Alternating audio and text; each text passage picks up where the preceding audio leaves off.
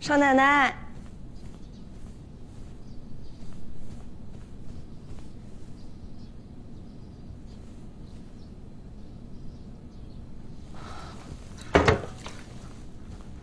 少奶奶，少奶奶，少奶奶，哎，少奶奶，陈姐姐怎么了？你有看到少奶奶吗？没有。她昨天晚上一晚上没回来。少奶奶。 我娘怎么了？你娘不见了。你们在家看着，我带她去找找。好。娘，娘，少奶奶，娘，你在哪儿啊？娘，少奶奶，娘，你在哪儿？娘，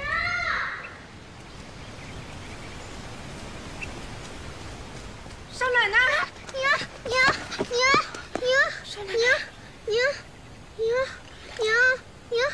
娘，我到处找你呢。慧心，娘，突然不见你，还以为你出事儿了呢。娘没事。你的手好冷，我给你暖暖。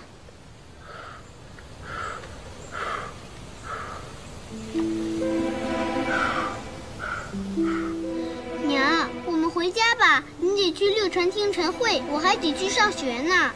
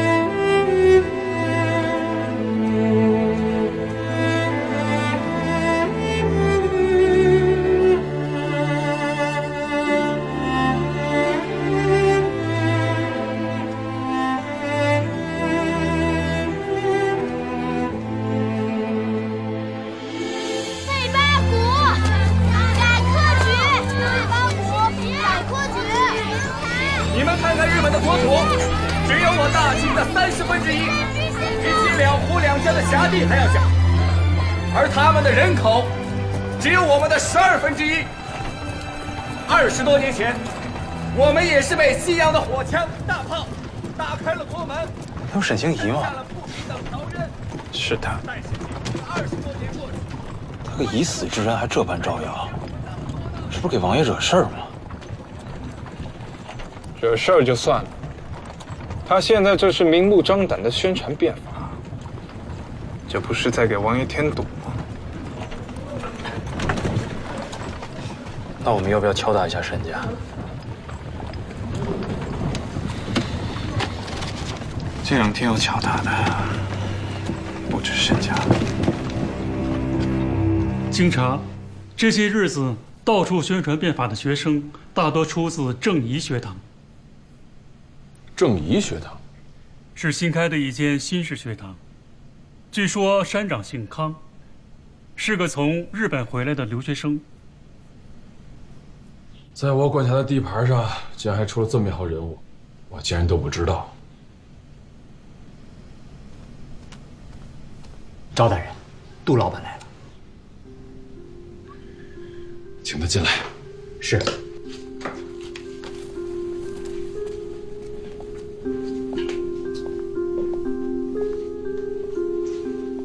赵大人，杜老板，找我什么事儿啊？今天我确有一事儿找你。周莹正在筹建一家布厂，这事儿你可知道？有这事儿？这事儿你竟然不知？哎，这2天泾阳西安街头竟是宣讲变法的学生士人，我忙他们还忙不过来呢，我哪有余力管这些琐事？好，就算你不知，但我现在跟你说，一旦这个布厂建成，直接冲击机器织布局的利益。这换句话说，这是在跟王爷作对呀。那杜老板的意思，把这布厂绞杀即可，就像当年机器织布局绞杀古越杨步庄一般。可等到那个时候就已经晚了，而现在就是最佳时期，正在他筹建之时，扼杀之。那你希望我怎么做？我希望你能够出面，让周莹停手。哎，那周莹不会听我的。可我相信你有办法能让她听话。杜老板，你是太不了解周莹了。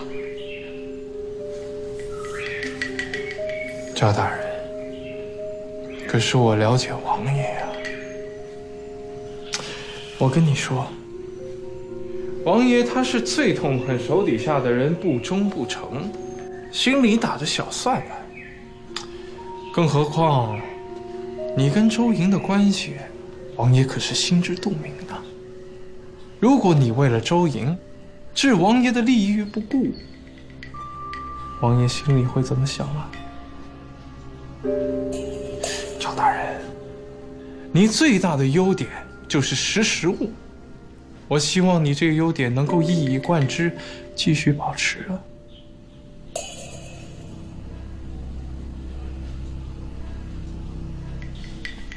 告辞。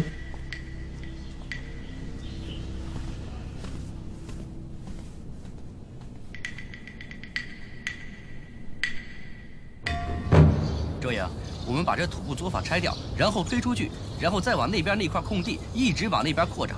这样，等我们这泾阳布厂建成了，别说是陕西机器织布局，就是比那画册上的那英吉利工厂，那都还得宏伟。好，很好。大哥，你怎么来了？我去东院找你，王世军说你在这儿，我就来了。你来的正好，正好帮我看看。我打算新建织布工厂，这块地怎么样？此事恐怕要费些周折。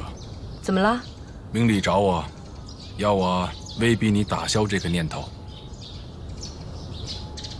我建织布工厂，其中一个重要的原因，就是要压垮机器织布局，从而夺走王爷对他的恩宠。我知道，估计他也想到了这个后果，所以要千方百计地阻止你。那你打算怎么阻止我？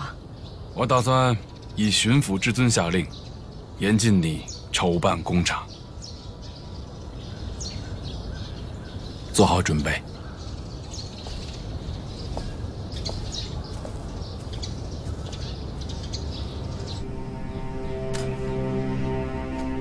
杜老板，这是龙生河上一季的红利，这是账。户部那边的银子都办妥了？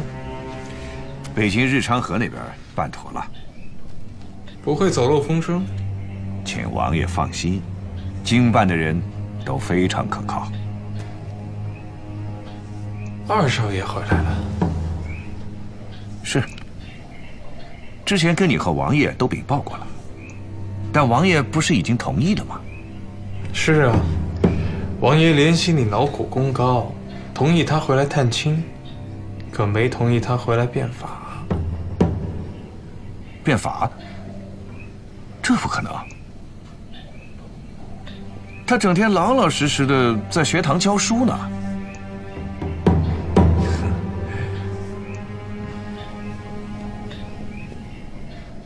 我可是亲眼看见他现在又办学会，又印书，还发了什么报纸，还有满口什么“故君权日增，国威日损”，什么“君为独夫民贼”，还要求设议院、开国会、定宪法，以庶政与国民共之，行三权鼎立之治。这是变法吗？这是造反！杜老板，星儿她，对，虽然星儿在弄什么变法，但那都是皇上下诏的，大逆不道的事，他绝对不敢做。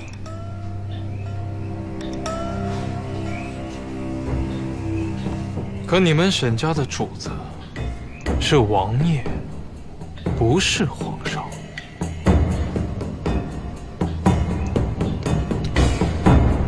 我马上去提醒星儿。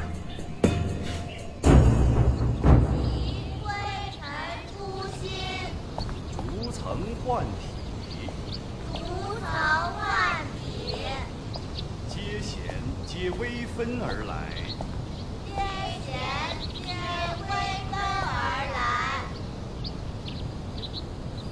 又有一不义不离之理，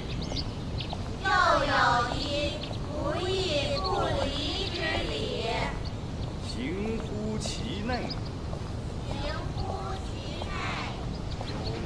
不创，有常不齐。赵大人，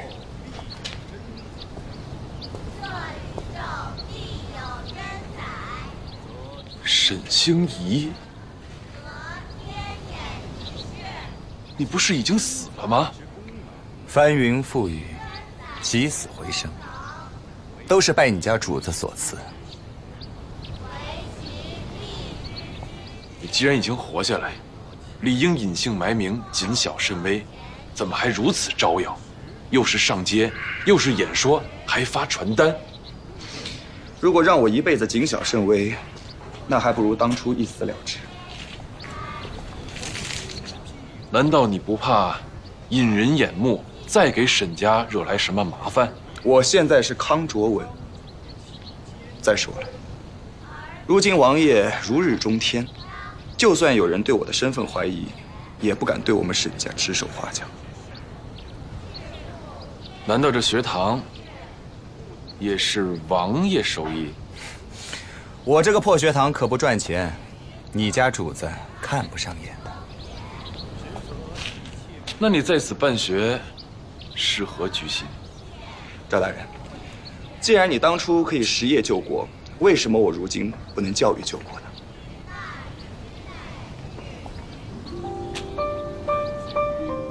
没想到你有如此志向。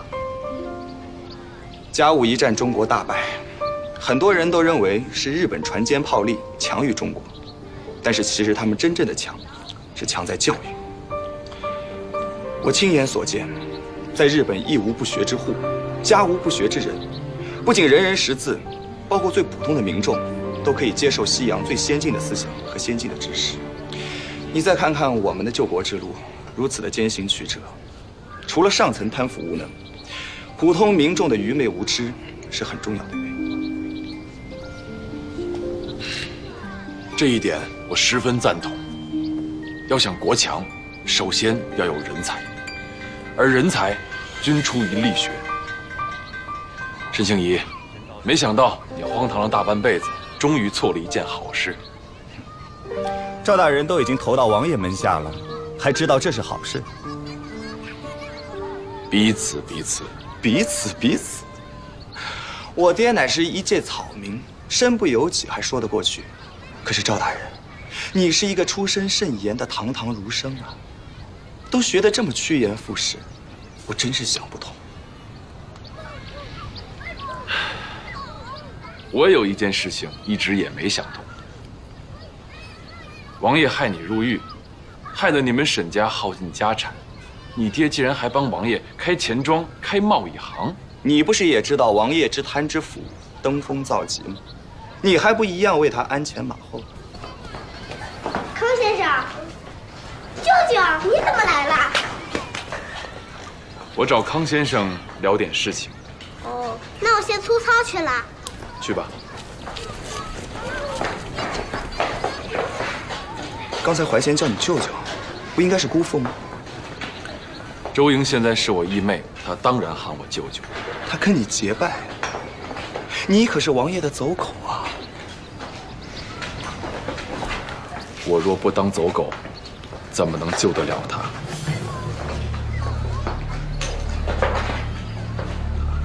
原来如此，赵大人，我收回我刚才说的话。没事。周英最初听说我投靠了王爷，也恨不得把我杀了。刚才的你那番言语，对我来说，已经算是柔和的了。周莹知道你还活着。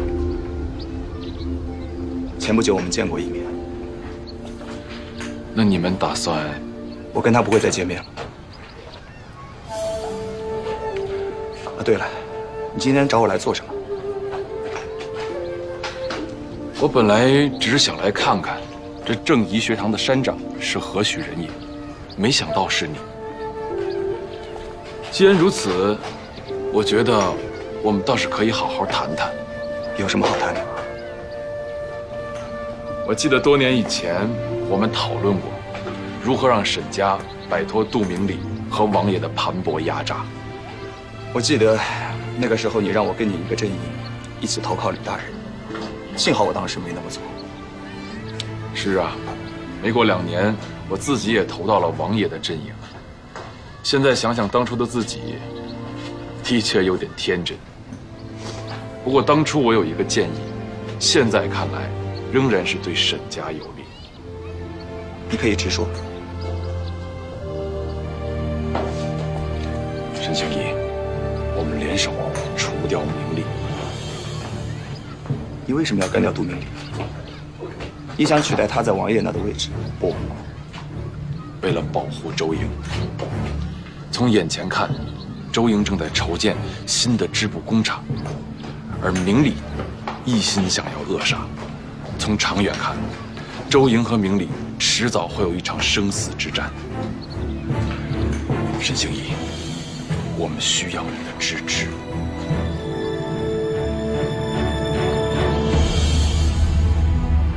你们需要我做什么？那今天我们就先到这儿吧。啊，行。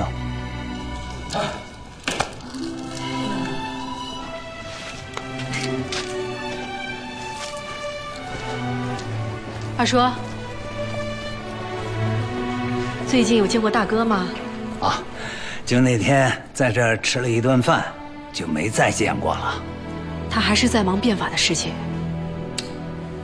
哎呀，不瞒你说，我现在特别的为他担心。泾阳街头那些报纸传单我也看了，有些话在理，有些话要把皇上这样那样着实的字眼呐。我特别的担心这孩子会惹祸上身。二叔，别太担心了。这朝廷究竟是个什么想法？我去问问赵大人。行，那就拜托你了。赵怀师，皇上刚刚明发上谕，鼓励民间办厂，你就下这封厂的命令，你想干什么？你想抗旨吗？在下不敢。你不敢个屁！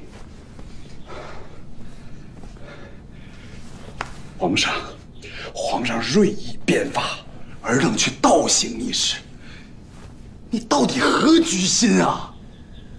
在下糊涂。赵怀师，你说，你背后是否有人指使？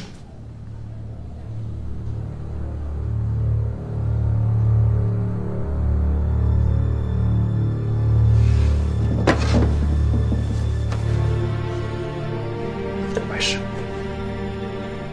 我念你我同窗之谊，只要你赶紧撤销这命令，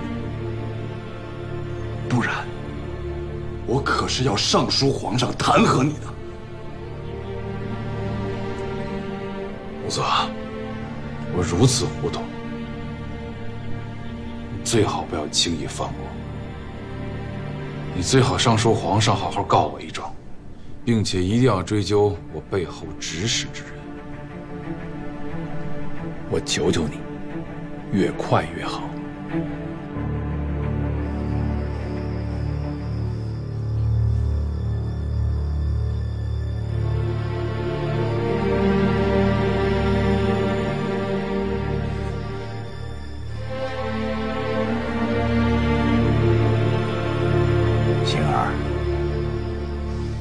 爹，你怎么来了？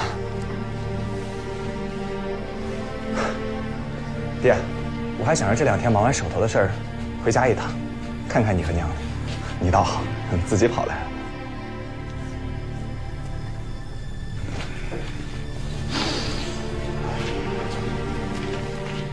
对了，爹，我想跟你拿一样很重要的东西。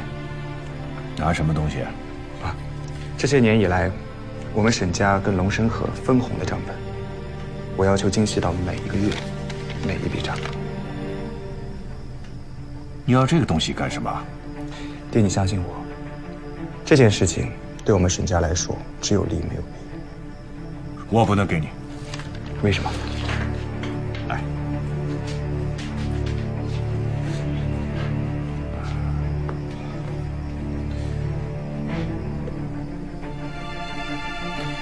你最好马上回日本。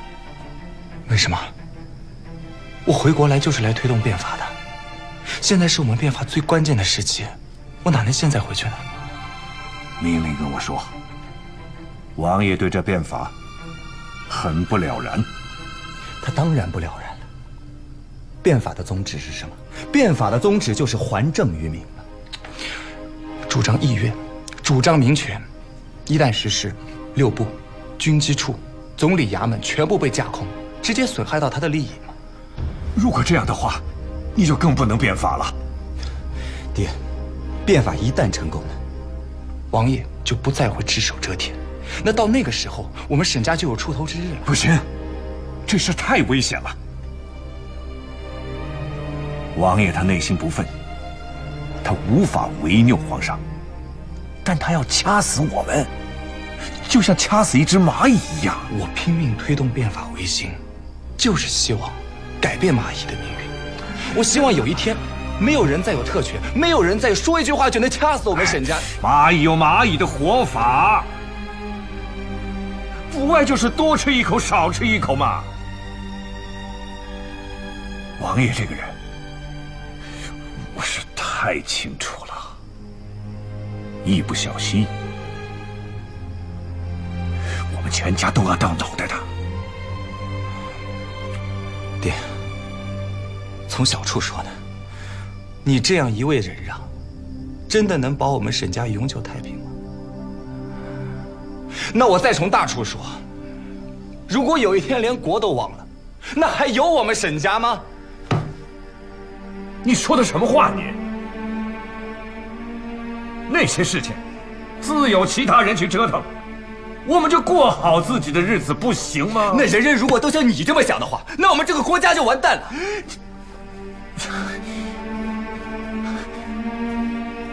什么救国？什么变法？这些是神仙打仗的事情，我不许你掺和这事儿。爹，其余的事情我都可以答应你，唯独这件事，万万不能。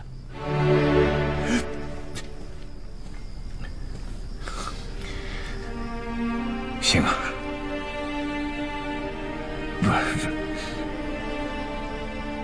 难道你忍心让我和你娘成天担惊受怕？不忍心，但是我更不忍心看到天下人天天担惊受怕。难道你忍心让明里以你为把柄，不断的敲诈勒索我们沈家吗？不忍心，可是我更不忍心看到天下人被奴役、被欺凌。心儿，我们沈家可再也经不起一丝折腾了呀！啊，爹，我做的所有的事情，就是为了让天下人不受折腾。我希望每一个人都能过上富足、平等、自由的日子。我希望天下所有人都可以受到尊严以待。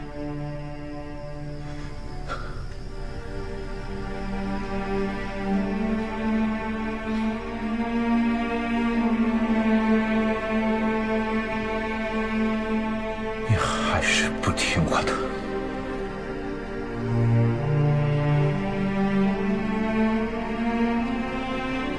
还是那句话的，唯独此事，恕难从命。既然如此，康先生，你好自为之吧。爹，你说这话什么意思？那么多年，无论你有多么的顽劣不堪，无论你闯过多少弥天大祸，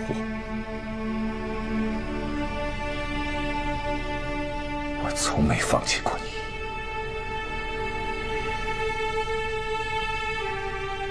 因为你是我的儿子。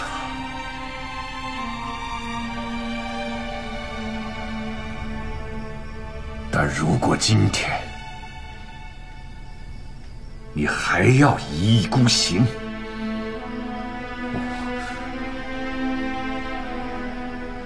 我只能和你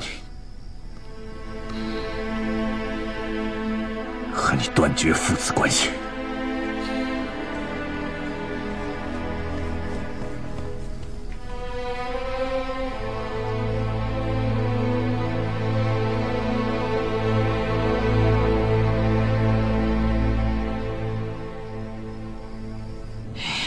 二叔很担心无责，所以要我过来问问。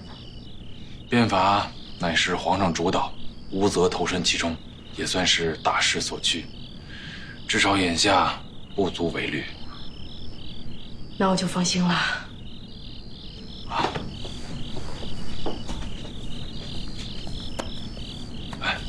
给。这是什么？皇上刚刚颁布的上谕。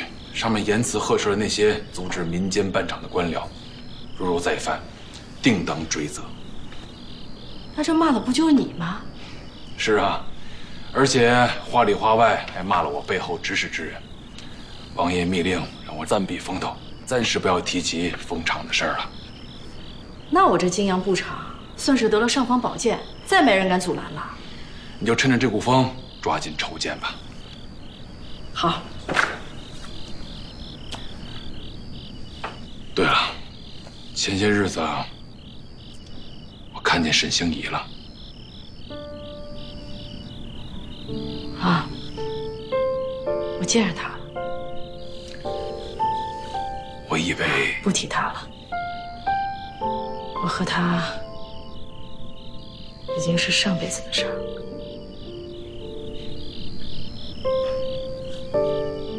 好。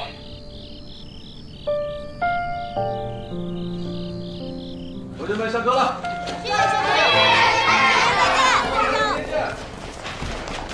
慢点儿。吴怀先，康先生，来，把这个东西交给你娘，就放在她桌子上就行。这是什么呀？她看了自然会知道。记住，不要告诉她是我给的。哦，康先生再见。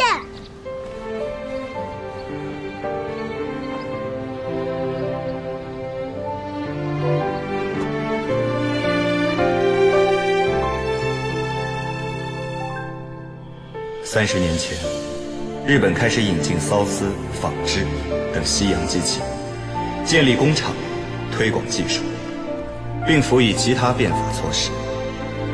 短短数年，就见成效。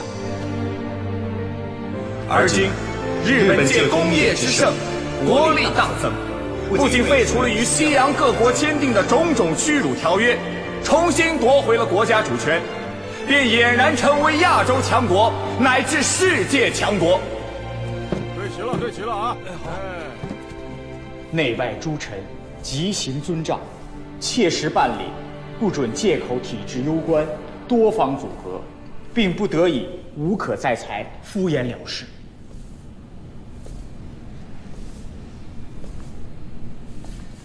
如果严格按照皇上的旨意，陕西要裁撤多少官员？至少300多名。这些被裁撤的官员有没有说如何安置？没有。大人，虽然被裁撤之人多是冗员，但一下裁撤如此之多，又无安置之法，只怕……这样吧，先搁着。大人，这皇上的诏令上说的明明白白，限1月半军复奏，若推诿因循，定当予以重惩，绝不宽待。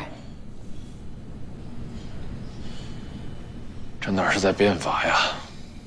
这是在催命啊！李贤啊，我们只知道买回机器开工卖布，这一次既然知道了人家日本工厂的精妙之处，就必须得写得有模有样才行。那是。周莹，哎，大哥，你这京阳布厂什么时候开工？现在出定，1个月之后正式开工。为什么还要等1个月呀？机器不都已经到了吗？机器到了还得安装，工人还要培训，所有工种之间还有一个配合过程。事多着。不行，10天之内必须开工，必须要见到成效。这大哥，这也太着急了。怎么能不急呀？皇上为了你这京阳布厂，专门下了诏令，说务必要办一个样板出来，给全国的总督和巡抚看一看。可是现在2个月过去了，什么都没有，我怎么向皇上交代？啊？可是办厂这么大一件事情，千头万绪，哪里是几天时间就能搞定的？哎，这是啊，你这是强人所难，我跟你说啊。子说，变法本身就是强人所难的事儿。要想舒坦，可以不变法，吃面。这，吴策，跟你四叔怎么能这样说话呢？韩正，我把话撂着，15之前必须开工，如若不然，我便上书皇上，取消你们京阳布厂所有的离税优惠，而且我还会告你们，说你们假借变法办厂，沽名钓誉。你敢？这什么德行啊？你是？这，哎，二哥，二叔，儿子，来，扶进去，小和尚，老爷，这么多。大人，能缓一缓的我都检出来了，这些都是最急的。大人，夫人来了。哎，你来的正好，我正好啊，有几个要设商务局、商务会的这几个诏令，你帮我看看，想想办法，怎么能应对一下？我是来向你求助的。哦，怎么了？这个吴泽非要京阳布厂在10天之内开工，这怎么可能？所有机器还没有安装完毕呢。又是吴泽。赵大人，不好了！怎么了？学政大人刚出家门，就被100多个童生秀才给围攻了。那是为什么？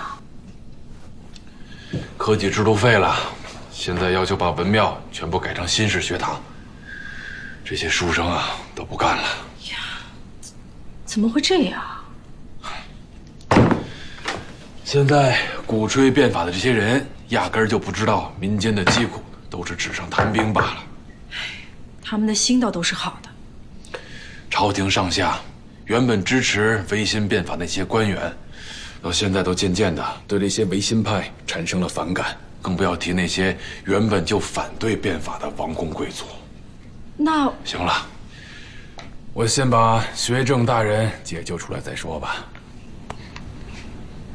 哦，对了，有机会的时候提醒一下吴泽，省得以后局面不可收拾。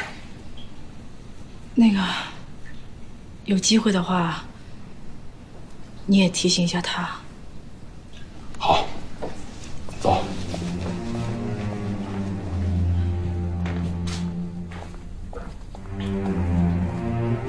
吴泽，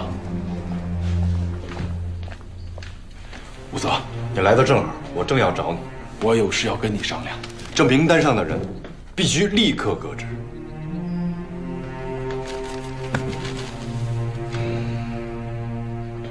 为什么？我来的这些日子，明察暗访，发现这些人要么就是阻挠新政实施，要么就是消极拖延。尤其是那个学政大人，这都1个月都过去了，新式学堂还是没有进展。这个，我要替他说2句了。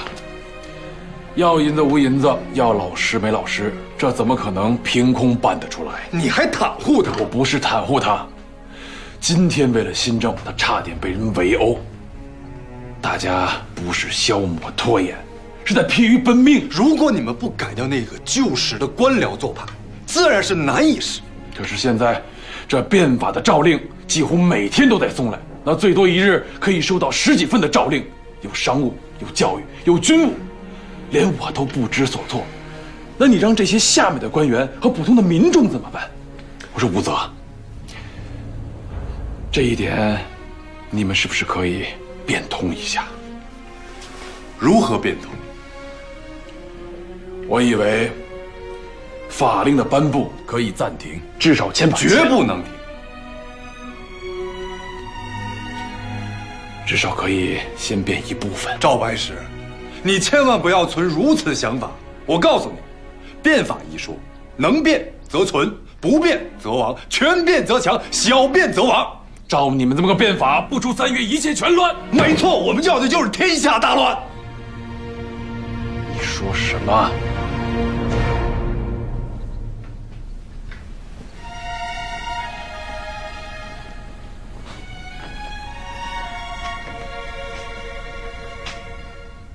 大乱之后，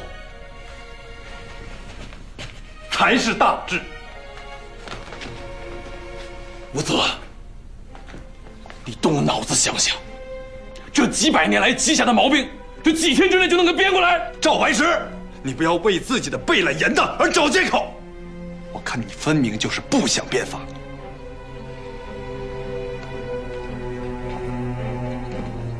凭什么说我不想变法？那你现在把他们都给撤了呀！恕难从命。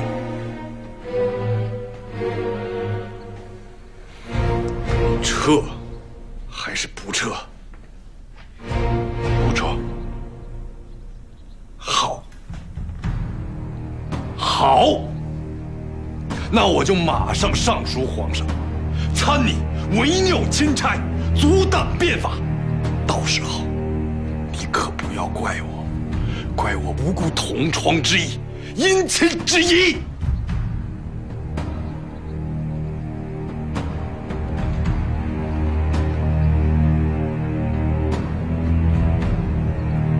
随便你。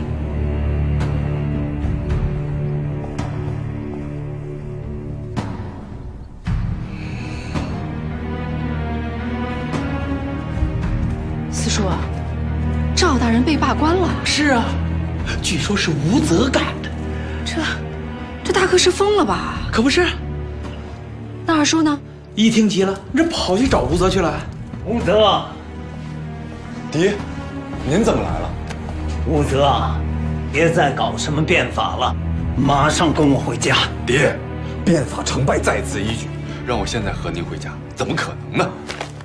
吴泽，从古至今，那些变法的商鞅、吴起、王安石，哪个有好下场？啊？爹，我和他们不一样。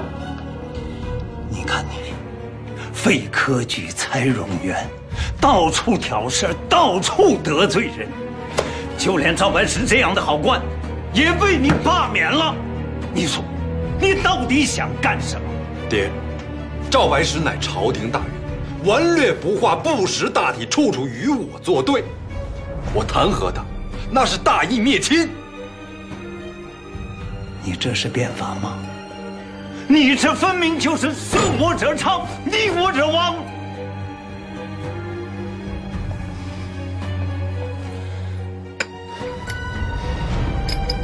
送客。